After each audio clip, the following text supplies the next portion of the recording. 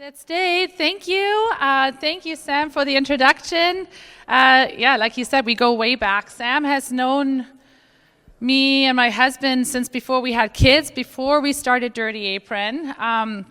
So he definitely has been with us through the growing pains and both, really, parenthood and starting a business. And so it's so cool to be introduced by an old friend that knows us so well. It's so nice, with an introduction, they tend to just kind of, touch on the highlights and the good stuff. And it's humbling too, because you're just sitting there and you're like, oh, there's so much more to it. So I'll be actually letting you in quite a bit on even just the not so great parts of starting a business and running a business. As it tends to be the failures and the fall downs and the tumultuous times and chaoses that, in my case at least, turn out to be the greatest learning lessons. It turns out I learn less when things go my way. So we're going to touch on quite a few things that I learned. And first, I'm just going to introduce myself a little bit more. As Sam already said, my name is Sara. I was born and raised in Germany, so that's where the accent is from, in case anybody's been wondering. I get asked almost every day where this is coming from, because it's so mellowed out. I've lived in many different places all over the world. Are there any YWAMers in the house? Yes, okay, they're everywhere. They're everywhere, okay. So Youth with a Mission, for those of you that are not familiar, it's a young person's missionary organization. I was part of that. I was a backpacker and then recovered backpacker and became a YWAMer for a few years. Met my husband there. I did not plan that. I did not want to be the statistic of the person that met her husband during missions. And that's probably because that's why it happened, I think. So he wouldn't leave me alone, and he was from Canada, and now I'm here, and we've been married for, oh my gosh, how long have we been married? 18? Let's say 18 years. We've been married 18 years. And we've been running a business together for 14 years. And we have a family. We have two beautiful daughters, a teen and a tween. And they keep us busy. I just told somebody in conversation, I'm like, after work, I'm literally a full-time Uber driver for my children, because they're in activities and everything. So we are busy, but we love our family life. We're a super close-knit family. I love that my kids get to grow up seeing their parents having to navigate the ups and downs of running a business. They see us at our lowest, but we're pretty transparent about it with them. And my hope is that they will grow up to be not fearful of challenges and not fearful of maybe the valleys that no doubt they're going to encounter too. So what is the Dirty Apron? Sam already did a great job marketing it, so yeah, he does. He has been many times. So we're in the culinary industry. My husband's a chef. I am not a chef, so please don't come to me with cooking questions. I will just make up an answer on the spot, but it probably will not work out. So he's a chef, he's trained, he's amazing. I married smart because I like to eat very well. So I am passionate about food and good food. And but we always say I'm not allowed in the kitchen, he's not allowed in the office, and that is why we are still married and running a business. But our whole mission statement or idea, philosophy behind Dirty Apron is to create a space where people learn how to cook hands-on, and literally can go through the cooking experience while having fun. But really walking out of there feeling empowered, like, oh, I can actually go home and do this. And, as Precious had pointed out too earlier, we love that whole idea of gathering at home and people hosting. And there's something to it that we really, really love. And so helping people to want to, just have the confidence to say, you know what, I'm going to invite people. We're going to gather around my table, and I'm going to whip up an amazing meal. Now, of course, at the Dirty Apron, people pay to learn how to cook, and they have to also eat the food that they cook, so food's not being sent back to the kitchen. So, of course, we make it really fun, and people typically learn a 3 to 4 course meal on any given night, and you get to wine and dine, and while you enjoy the fruits of your labors in our dining room, the dirty dishes magically disappear in the kitchen, and people can then come back to their cooking station with an all-new, clean setup, and their mise en place is already all laid out. You don't need to do any of the boring stuff like measuring or weighing. We do all that for you, so you can really focus on just cooking. And yeah, it's a fun night out. So when I was asked to speak here, Mike Davies called, and he said, I know that you guys don't really run a missions-focused business in the traditional sense, but I really love what you're doing, and I think it'd be really cool for people to hear how you, over the last few years, have pivoted over and over and over and over and over again. And then I got really excited about the idea of actually sharing the story, just because there truly is, it's a story of God's faithfulness really in our lives, and us learning to lean further and further into Him and giving up a lot of who we were when we started. And it was such a blessing actually going through the timeline a little bit and seeing how so many challenges over the years truly kind of forced us, or gave us the opportunity to, I should say, to lean further into Christ and see what He would do with the challenges that we didn't know how to navigate at first. So to the title, Secular or Sanctified, it's not about labels. I didn't want to be, saying I'm not going to try to convince you that the Dirty Apron is a secular business or a sanctified business. I just like the idea of playing around with those words and maybe seeing, maybe exploring together a little bit. Is it possible that something can be, that is maybe traditionally considered to be secular? Is it something that can be set apart and even holy for the purposes of God? Is it something that we can aspire, where we turn something that might just be good into something that serves God's purpose? I'm just going to see if anybody is willing to say anything, but I'm not going to whip out a Webster's dictionary and compare yours to what the dictionary says, but when you hear secular, what do you think of, or what does secular mean to any of you? Quick question. I'm going to start pointing at people if nobody says anything. Mainstream, yeah. Worldly, yeah. Outside the church, yeah, totally, yeah. Does anyone say anything? Godless, yeah, for sure. Yeah. Cutthroat, yeah, for sure. Okay, how about sanctified? Does anybody have any ideas about sanctification or what that means to them? Like I said. Yeah. Holy, yeah. Yeah. That was actually in the dictionary. I did look it up because I need to make sure that I wasn't totally off base. Yeah, for sure. So, those are kind of my simplified definitions actually too. I think sanctified is set apart for God. Typically, I think in our minds, church or missions related, like in the most traditional sense, for sure. And secular, I think, it's basically everything else, right? It can be spiritually neutral, but it can also become, as you said, cutthroat. It can go also downhill from there, where it's, it's not necessarily just good. It can also be bad, or maybe even spiritually negative.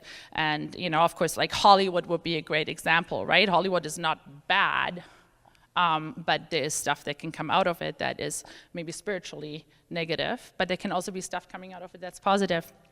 And like I said, I don't want to label my business, but just thinking about our journey and everything, I feel like that God truly has a purpose for things that we might consider secular, that they have that there's the option there to turn it into something that is God-serving and set apart for God. And that is really up to us what we do with it. And there's, of course, a flip side to it, right? There can be the sanctified, the things that we look at that typically exist only for the purpose of existing for the glory of God, that can actually move over to the secular. I don't think that I don't think that fence in between is quite as solid as we sometimes think it is. And I think there can be crossover one way or another. The reason why I was kind of touching on this again, it's going back to YWAM back in the days. The first experience when you join Youth with a Mission is you join this discipleship training school, and it is the whole idea behind this is to know God and to make Him known. And it's mostly young people. I mean, when I was there, it was mostly the people of the ages between 18 and 25 maybe, and everybody there is on fire for God and on fire for missions in the most traditional sense for sure. And I remember we were asked, and people from all over the world come, and we were asked by someone what we feel God's purpose and calling is for us in our lives. And everybody, the whole group, I mean, I'm going to serve the poor in Cambodia. I'm going to go and work on the downtown east side. I'm going to whatever, fight human trafficking. I mean, there were all these huge, amazing ideas of what people thought they were called to do. And then there was this lady next to me, and she was from Denmark. Her name is Christine. And when it was her turn, she said, I feel like God is calling me to be a businesswoman. And everybody was like, what? Like, where's the, and she's like, yeah, I really believe God is calling me to be successful, to make a lot of money. And then that money I'm going to sow back into missions. And I remember, small-minded and young as I was, I looked at her and I'm thinking, wow, what a cop-out. She just doesn't want to do missions. And funnily enough, I had to giggle when I actually remembered this, because I was like, oh, now I feel like partially that's me. I mean, I'm not the rich businesswoman that makes tons of money, but the whole idea behind it is that's essentially what I believe my call on my life is now, and I have grown into this. And I think that's kind of where the whole sanctified versus secular kind of comes in, where I realized, yeah, you know what, like you don't have to be necessarily boots on the ground, handing out food. That is really, really wonderful, but you literally can do missions, doing other things and turning something that might just be as, spiritually neutral as culinary arts, but use that for the purpose of serving God. And so here's a little bit of my story. I'm going to start with the beginning, of course, 2008. My husband and I had been married a few years. He was working at a restaurant that had just won best restaurant in Canada. I had just finished university, and we thought, well, we've been married for a few years, maybe we should start a family. And then we said, well, obviously the restaurant hours are not conducive to family life. That's terrible. My husband wouldn't get home till 2 o'clock in the morning and all of that. So we said, well, obviously we're going to start our own business, because that is way better when we want to be parents and start a family. And again, we were young and dumb, but that was kind of how the whole idea came about. It was because of the, just working hours that were not conducive to starting a family. So in 2008, just about when we were ready to go, we had already asked family for some money. The whole idea of like starting a cooking school had been born.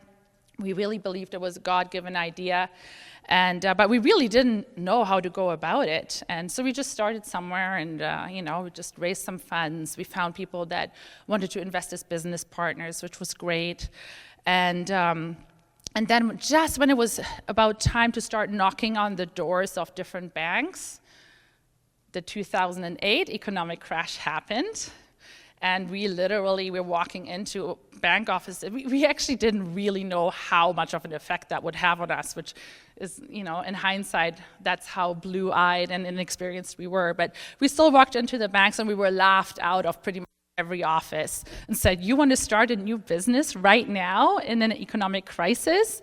You're crazy and you're never going to make it.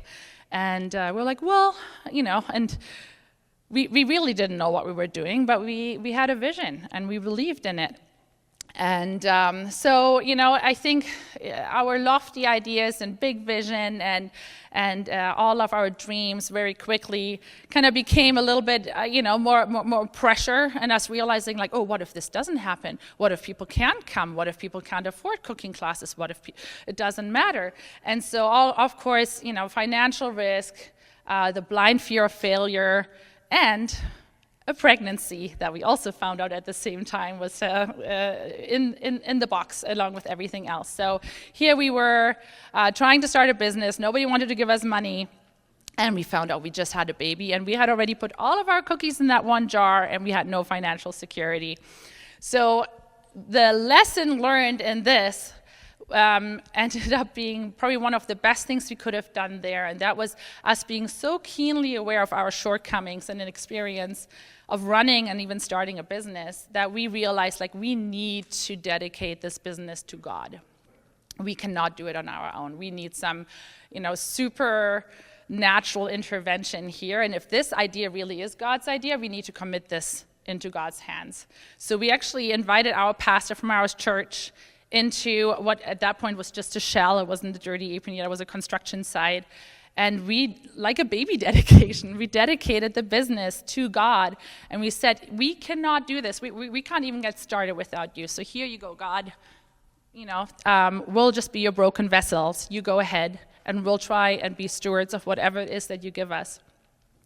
And then things kind of started rolling after that. And I'm not saying it was a cause and effect situation, but I think it was a mindset and a way we had shifted our hearts towards actually wanting to walk in obedience rather than fulfilling our own dream. And, little examples was, we needed to furnish the cooking school. We wanted to teach, up to 22 people in a night to learn how to cook. We needed stoves. We wanted the nicest things, of course, that were available. So, because we had just given it all to God, we're like, what, let's be bold. What's the worst thing that can happen right now? So we actually we contacted Wolf and Sub-Zero, which are just, high quality, high-end appliances. And we walked in there and we said, how people, before they buy a car, they want to test drive it? We think people should test drive your stoves and your fridges. And how about you use the Dirty Apron as a little bit of a lot for your stoves and ovens, and people can use them. We'll have different people coming through every single night. And I can guarantee you, if they want to buy a new stove, they're going to want to buy a Wolf oven. And you know what they said? They said, we love the idea. That's amazing. Yes, we'll furnish what do you need? And you know what? Every 2 years, we're going to give you a new so that they're nice and shiny. And you can sell off the old ones to your customers at a reduced price. So we got all Wolf stoves, not donated, but you know what I mean. Like they furnished it out and they said, yes, okay, you are our new showroom. We're going to send people to you to try and test drive our ovens. So we were amazed. We're like, okay, well, if this is what God can do, let's push the envelope a little bit. So I'm like, David, what kind of knives do you want to use? And he's like, well, I like German things. I've got a German wife, so I like German knives. So he's like, Wusthof. He's like, that is my brand of choice. So we go to Wusthof, and of course we have like a little swag now. We're like, Wolf is on board with Sub-Zero, and your knives would look really good right there with those stoves. And they said, well, we'd love that. Yes, absolutely. We want people to test drive our knives in your cooking school. So the same thing happened all over again with all clad pots and pans and other things. We were down to the last 2 banks that then said, yes, we will give you a startup loan. They were so kind to give it to us at a 14% interest rate. Which, again, we were inexperienced enough to, we were celebrating. We were like, yes, we can actually open our doors. This is amazing. And, we'll figure out the rest later. And so that is kind of how the ball started to roll. And it was really exciting. Now, of course, in 2009, in the month of May, our oldest daughter was born. And in the month of August, the Dirty Apron was officially born, and we opened the doors. And life was never to be the same again. And it was chaos, to be honest. I mean, if you can avoid having a baby the same year that you're opening your business, I recommend it. But I'm also standing here as a testimony that it can be done, okay? So, but it wasn't fun, and it was really hard. And having, like you have this idea of like, oh, of course we'll have a baby and we'll just bring the baby to work and I'll just keep working. And all the parents are laughing. It didn't work that way. So we very quickly realized we had to divide and conquer. And it was really, really difficult for me to let my husband take care of that baby over there that we had really risked everything to be able to do. But it was also, hard for him, of course, because he was working around the clock and he hardly saw our newborn baby. And so it was almost like we lived very different lives. And I'm going to tell you that the wave of motherhood, I wasn't riding it right away. I think I was a little bit, heartbroken about having to choose between one or the other. And it took a few months, and then I started to really conquer the motherhood thing, and I felt victorious, and I loved it. And then after a year, my husband said, well, you're coming back now. I need you at the Dirty Apron. And you know what? I actually had become quite comfortable in my victory in motherhood. It took me a while to kind of conquer that. And I'm so glad that I felt that conflict, because the easy thing that I could have done was to stay home with my baby, because I had just become very comfortable in that victory. But I felt so strongly that, when it comes to God, I think the worst thing we can do is just have a victory and then rest in that, and then just stay stagnant in that. God always wants us to He wants us to grow. He doesn't want us to just stay there and hang out in our last victory. And I felt that so strongly that even though I was really scared, because I had to go back into my business where I hadn't been there really for the first year, and I had to learn how everything worked. And I had to learn the booking system, and I had to have staff teach me how to essentially run the business on a day-to-day basis, and that is humbling and really, really hard. But all of this kind of helped. What really helped us in this was, going to church on Sundays. To be honest, that was our business school. We had no experience in running a business, or even as a family, right? And so going to church on Sundays was really where we kind of got our encouragement and the wisdom. And literally, whatever we would learn, we would then go and apply at work that week and be like, let's try this. And forgiveness, that sounds great. Who do we need to forgive this week? And we went from there. And you know what? It was honestly what at times even kept us sane. So I would say over the years, there was just so... starting a business is challenging, and going to banks and getting the funds and being financially responsible. But what turned out to be one of the biggest challenges, but also biggest breakthroughs for us over the years, was staff. And it took us a while to understand that God uses other people to humble and to grow us, but also to bless us. And I'm going to just be really transparent here. We started out with a lot of fear. When you start your business and then you put everything into that, and then you bring them in, and you have people steal from you.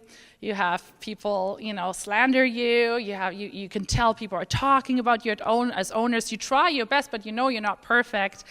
It kind of made its way into our minds a little bit. And my husband and I both were actually leading out of fear, 100%. Outwardly, I think the Dirty Apron was a cool place to work at, for sure. We had a lot of staff. People wanted to be there. But, looking back, I can definitely tell we were not the best leaders. We tried. But when you lead out of a place of fear of failure, fear of being disliked or disrespected, fear of being stolen from, it really trickles down into how people treat each other at work, too. And the realization, or the boiling point really of us realizing that we needed to change something in terms of staff culture was when there was a sexual harassment case between two people at work. And it literally brought us to our knees in prayer, because we felt like there was no way that we were equipped to handle this and navigate this in a way that would keep everybody happy. There was definitely a full-on division. There were those people that were very much in line with cancel culture, like, you made a mistake, so you're canceled. And then there were those that are like, well, what about second chances? Somebody made a mistake, And And we really didn't know how to navigate this. We did not feel equipped. And, it was once again one of those points where we were like, here, God, what do we do, please? And we literally thought we were going to lose staff one way or another for sure, because the division was so intense. And you could feel it walking into the business. There was just division there between staff, and people were very, very opinionated about how we should handle it as owners. And we really didn't know how to go. We opted with giving a second chance. I'm not saying that is what everybody should do. I think there's certain boundaries around that, but in that one instance, we felt that everybody deserves a second chance. And so we did. And we were bracing ourselves for people to literally flock out of Dirty Apron, maybe even going to the media. However, none of that happened, actually, and everybody stayed. And I wonder, actually, in hindsight, if the whole idea of forgiveness and second chances was just so foreign to some people that they didn't even see that as an option.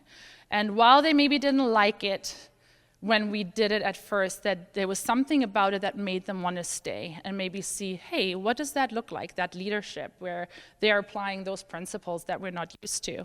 And it was really interesting. So for us, the learning lessons with staff, and especially that one sexual harassment case, was really to get over the need to being liked and being okay with making a decision that is in line with our beliefs and our heart, and being okay with the consequences. Because once again, if we dedicated our business to God, then it sounds crazy, but it's his problem more than it is ours. It's his business.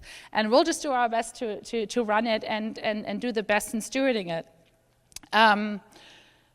Staff can be very challenging, but the realization that I'm entrusted with each person that comes into my sphere of influence was really, really a big realization for me. And that whole time, when all of a sudden I had to fear staff leaving, good staff leaving, I realized how badly I needed them. And there was this whole new appreciation for them and this desire to create an environment for them where they feel valued and respected, where they're not just an ends to a means for us to be successful as a business, but to really maybe take a bit more of an interest in them as people, not just the ones that are amazing workers, but really everyone.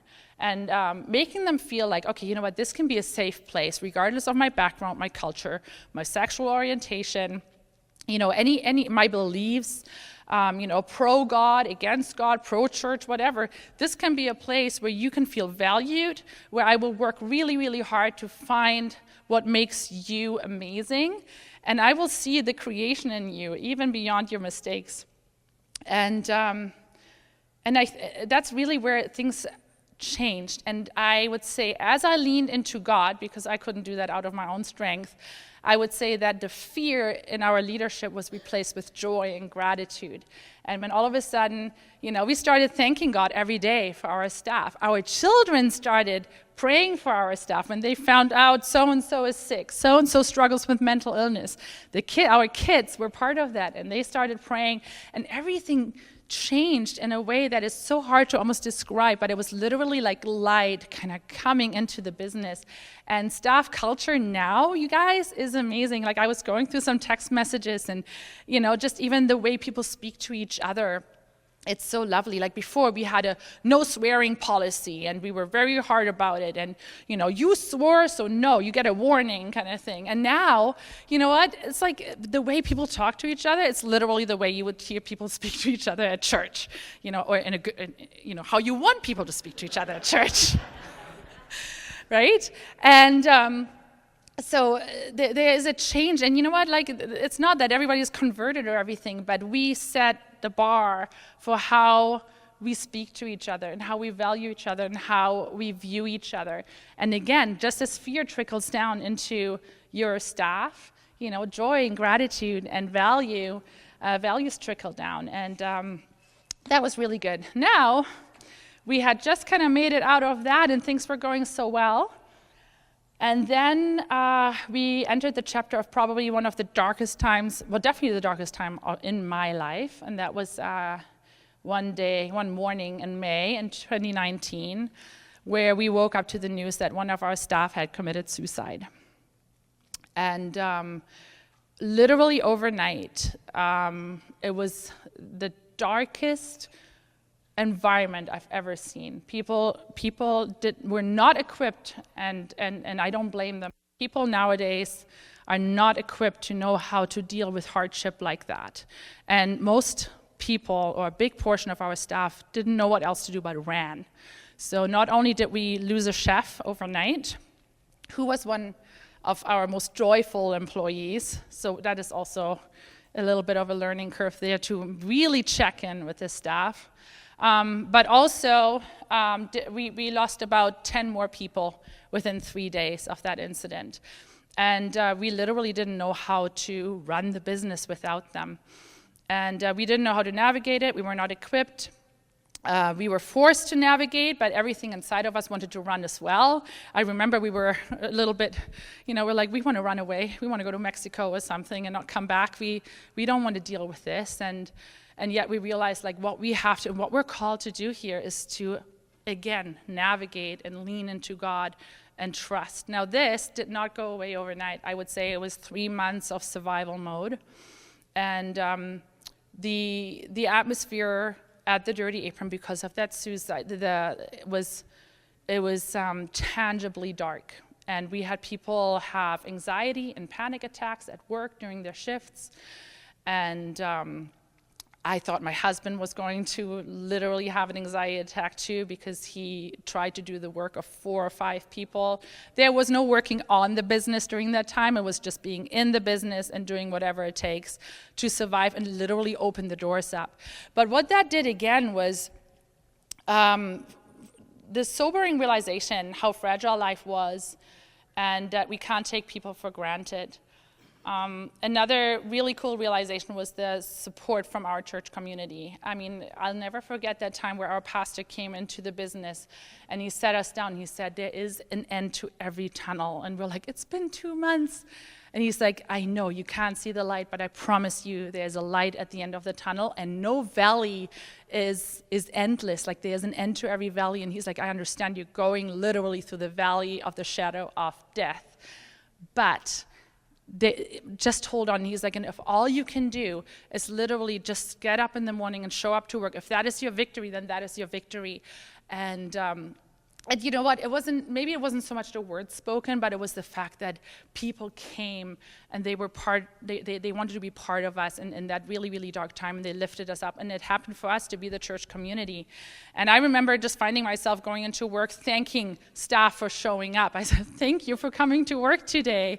And it just kind of, again, was a big mind shift of realizing that life is so fragile, and the people that are entrusted to us, our staff are not just staff. They don't just come because it's a job. I believe now that God sends them to us to be in our sphere of influence, and that we have a job to do and a purpose, and that they truly, at the end of the day, they matter way more than any profit and loss report. So that was, it was about 6 months later, we were back to normal, but it took a really, really long time. It was really hard. But I would say for us that stayed and we rebuilt the company, we rebuilt the staff, we're stronger for it now. Now, I just kind of quickly, I'm going to take a little side road here and talk about finances as well. The business, since the day we opened, suffered from a famine to feast to famine to feast kind of cycle. And that is really difficult because, when it's feast time, which is usually around Christmas and gift card season, everything looked really good. But then by the time it was summer, we would be full of anxiety about how we're going to pay the bills and everything. And it was an endless cycle that we just could not get out of. And I would always dread already July, because I knew that the bank accounts would just literally go into the negative. And then we just would have to survive until October when things got busier again. And so out of that, it was strenuous on our professional and personal lives for sure, as finances always are. And again, as we asked God for change. We asked God to release the finances and increase the bookings so many times. And then we felt challenged. And I'm not even quite sure how that came about, but we felt challenged, and both of us on our hearts, that maybe we need to start tithing, not just personally, but as a business. And that seemed crazy to us, because we knew we didn't have enough money to even get us through the year. And yet we both, and when you're as husband and wife, if you're kind of feeling on the same page about something this dicey, especially finances, you're going to have to give it a try. And then, God promises, like you can't, the Bible says you can't outgive God. So we're like, okay, you know what? We're going to try this. We're going to just, we don't have a lot of money, but we're going to tithe as a business as well. And we're going to see what God does. And our bookkeeper was like, oh no, no, you can't. And we're like, no, trust us. Trust us. I know you're not a believer, but this is what the Bible says. And we're going to tithe and you'll see, kind of thing. And so we start tithing. And I have to admit, partly, like mentally, we were there, standing there like, okay, God, let it rain. We're ready, and nothing came. And we're like, where's our blessing? God's promise is that if you tithe, that he will release the storehouses. And I'm like, we're not looking for prosperity. We're just looking to have enough money, maybe with less anxiety to get through the year. And nothing happened. So we're like, okay, what are we going to do? What are we going to do? We're going to just, we're going to anchor down. We didn't feel strongly enough to stop tithing. We didn't really want to mess with God that way. So we're like, okay, we're going to just keep tithing, whatever's happening there. And so we, kind of just went through our own finances and just kind of did some hard work there and changed the way we spent money. But there was always that fear that we might look like chumps, especially to our bookkeeper and accounting, who are like, oh my gosh, what are they doing now, giving money away? So then COVID came, and told you again and again and again. So COVID came, and it was really, really scary. Of course, we let everybody go. David and I tried to run Dirty Apron as a mom and pop shop. Of course, we couldn't do cooking classes anymore. We just kept our little daytime deli open. And then the day we decided that we can't do it. Like, there's not even people coming in to buy a sandwich anymore. We're not making enough money to even justify turning on the lights. We literally had just had that conversation. We get a phone call saying the city desperately needs people or institutions like yours to make meals for the vulnerable in the downtown east side. They are willing to pay per meal. Are you in? We're like, yeah, of course we're in. Anyways, it ended up becoming such a huge production where the city ran out of money 2 weeks later, but then BC Housing and a not-for-profit organization called Hallway House stepped in, and we started working together. And for 18 months, we produced 3,000 meals a week. We hired all of our staff back, and we actually were never before had we been financially this stable as we did during 2020, 2021. And one day I realized, oh my goodness, here it is. Because I had missed that little moment, that little part in the Bible where God mentions storehouses. We give to God, He put in a storehouse. We were ready for the immediate return, right? Cause and effect, the little miracle thing. But there it was. God released back into us when we were ready for it and when we needed it the most. And we came out of COVID thriving with an amazing staff culture. All the staff that stayed with us during COVID, they're still with us, especially management. And we are financially in the best place we've ever been. And we are booked solid, like people are starved for experience, of course, right now. So we're booked 8 to 12 weeks in advance. And I know, oh, red light, I got to stop now.